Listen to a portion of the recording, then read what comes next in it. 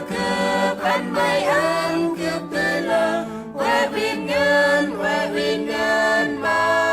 quê cướp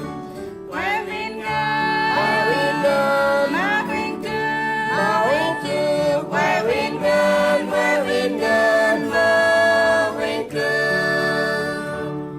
là kê đào siêu tan ngô là kê pra mê có nhớ cướp một thời qua chỗ lên đầu này giọt là Giêsu Christ chỉ mà nấu cướp xin hơi bằng ăn xin nào pra bằng cái hoành cướp quê viên ngân mà hoành cướp quê viên ngân mà hoành cướp hãy kê nào quê viên mà nào mình đã làm hô a lẽ ngôi nào đi cướp bu song lại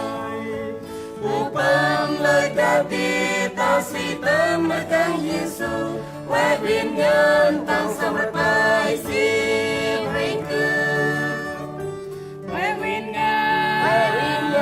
mà hoành cướp quê viên ngân mà hoành cướp.